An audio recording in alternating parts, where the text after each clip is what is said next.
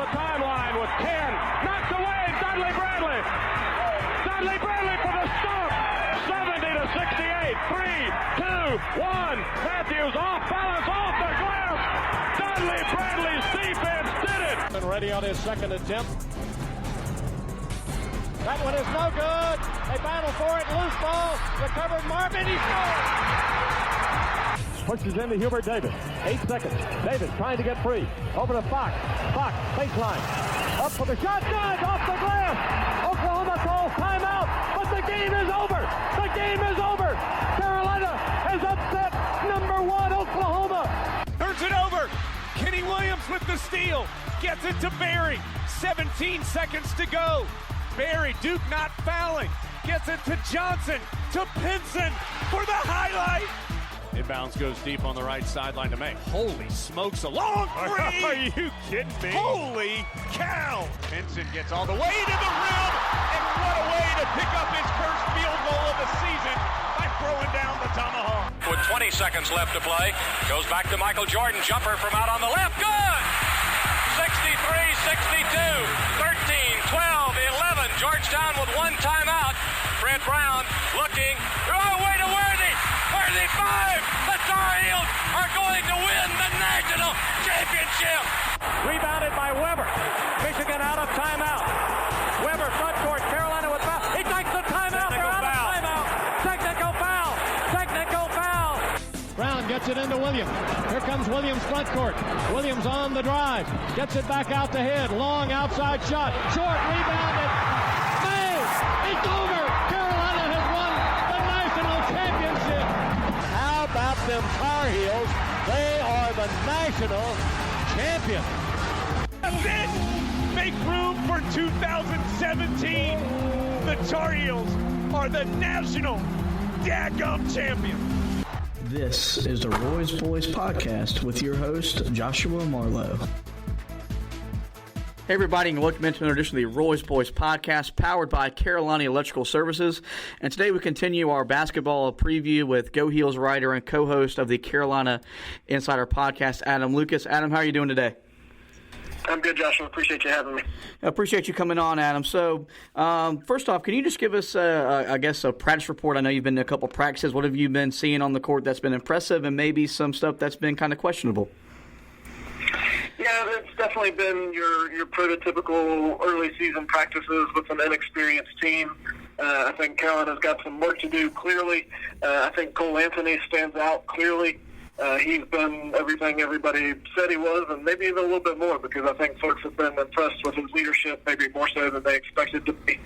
Tar Heels got to get some players healthy. It would be nice to have a full roster to actually see on the floor at practice, to actually see what's out there. Right now, I think there's some question marks. You don't know how important will Anthony Harris be. You would like to think when he gets back to full strength, he's going to play a role. Jeremiah Francis might play a role. Sterling Manley might play a role. But right now, most of what they're doing is riding bikes. So at some point, it would be good to see them on the basketball court. Last week was ACC Media Days here in Charlotte, and the media picked Carolina to finish second in the conference. Did that come to you as a mild surprise for a team that lost 4 starters and its top 5 scorers from last year's Sweet 16 team?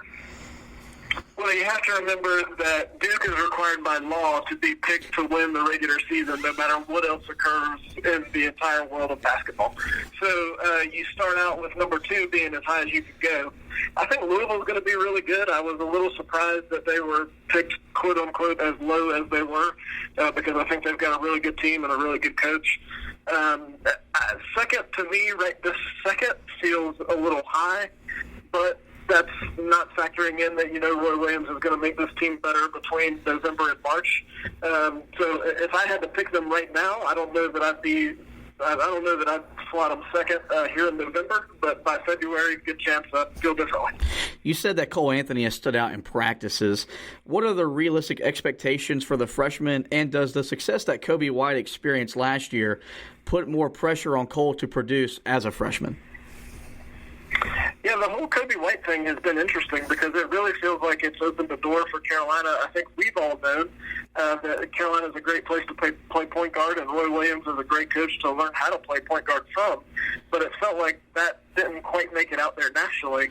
Well, now you have one season of Kobe White, and all of a sudden everybody's saying, well, Carolina's the place to go if you want to play up-tempo and play point guard. And it certainly looks like Cole Anthony will be the next in that sequence. What could he do? He's the preseason ACC Freshman of the Year. I think it's reasonable to hope and expect that he might be able to make All-ACC. And if Carolina has a great year, then I think he's in the running for ACC Player of the Year. He certainly looks like another candidate for Carolina to win the Cousy Award, which they've already had 3 point guards do. So if he does all those things, that means Carolina had a great year, and everybody with the Tar Heels happy. At his media day availability, Roy Williams didn't commit to playing 2 bigs. In years past, we've played smaller, but we knew what we were going to get from Cam Johnson, Luke May, and those guys that we put in the small ball lineup. Is that a possibility this year, although we haven't seen Justin Pierce and Christian Kelling produce against ACC talent? That's going to be interesting to see which way Coach Williams decides to go. I think it's a well-established fact that he would prefer to play with 2 big guys, which would mean you could put Armando Bacot and Garrison Brooks out there together. Garrison Brooks is going to play. He does the things that Roy Williams likes his big man to do. He rebounds. He plays a ton of defense. He's tough. So he is going to play. I think then the question just becomes how much does Armando Bacot progress? How much does he play? It sure does look like he's much more of a prototypical big man, got a great touch around the basket, and he's willing to be a post player. He doesn't want to stand around and shoot 18-footers all day. So that could potentially be a pretty good pairing, and then that, of course, if you're going to put 2 big guys out there, that sort of limits what you do on the wing. So Roy Williams got a lot of options, and it'll be interesting to see how he sorts through all of them.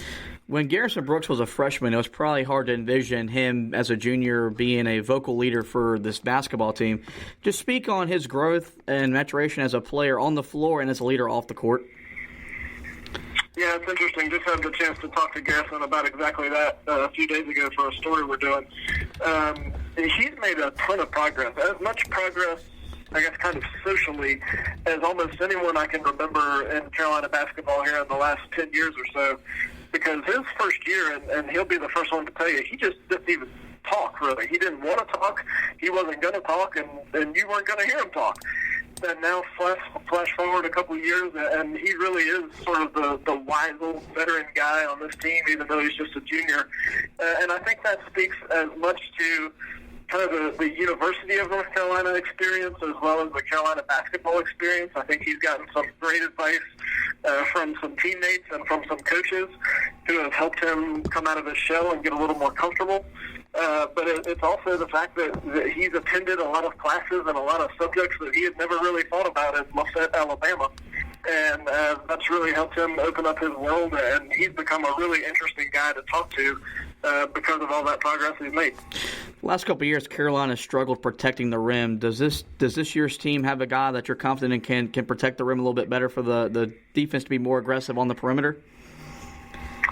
Yeah, it doesn't have John Henson, who I guess is the prototypical guy you wish you had, of course, every year. But I think Armando Bacot is comfortable playing down there and being a game changer defensively. He's not a pure shot blocker, but he's big enough and long enough to get in your way and change some shots and alter some shots.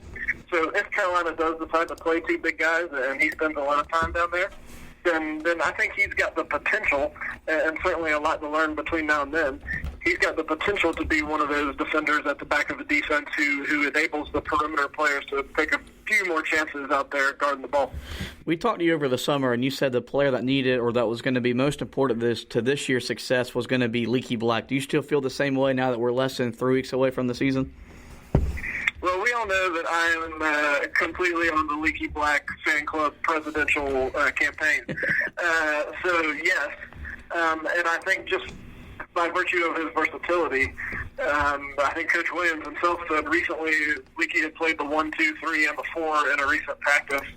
And when you got that kind of flexibility, you're going to find a place to contribute, because if your shot's not falling one day, that's fine. Maybe you go down and play the 4 a little bit defensively and get a big steal or something. Carolina needs a reliable backup point guard. That could be Leaky Black. He certainly has the ability to do that. So I think Carolina saw with Theo Pinson the value in having a taller guy who can do a lot of different things for you on the court. Leaky Black's not as good a passer as Theo Pinson, because I really do think Pinson's underrated as a passer, but he has the ability to do all those different types of things in the same way that Pinson did. And Roy Williams loves those type of players, and he'll find a way to put Black in a role where he's able to succeed. Two more things we'll get you out of here. You mentioned Brandon Robinson. He's going to have an increased role on this year's team. Is this going to be a guy that needs to give Carolina double digits in scoring, or is it just going to be more of doing what he did last year, was just a little bit of everything?